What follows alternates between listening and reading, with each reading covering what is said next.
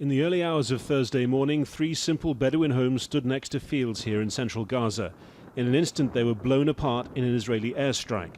8 members of an extended family were killed as they slept.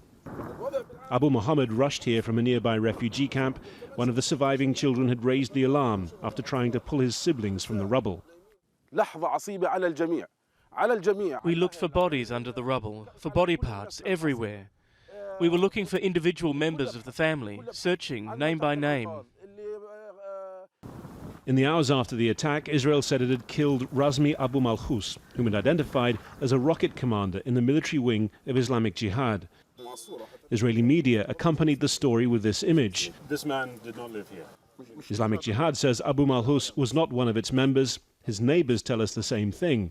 They pass us photos of a different man, who they say belonged to the demobilized Palestinian Authority police force.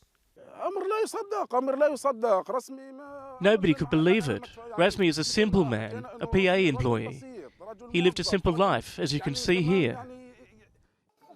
A cousin takes us to a nearby house where the surviving children are being looked after. Incredibly, 11 of them survived the blast, including Farah, just 2 months old, found covered in sand under a piece of metal sheeting. For now, the children are being kept busy, with everyone around supporting them. But tomorrow, when people go home, they'll start to realise the calamity that's happened. 5 of these children's siblings and cousins were killed in the blast, along with Abu Malhous and one of his 3 wives. Abu Malhous's brother, a farmer, also survived. His wife was killed. More than a day on here, one of the things that really strikes you is the disjunct between the sheer flimsiness of the materials from which these structures were built and the power of the weaponry that came here to destroy them. Israel is now saying that it was targeting empty buildings. It was unaware that they were occupied. But one of the questions that is left open is why try to destroy improvised Bedouin homes such as these at all? The Israeli explanation has shifted from an assassination of an Islamic Jihad commander to an operation to destroy a structure that it didn't realize housed what it called non-combatants.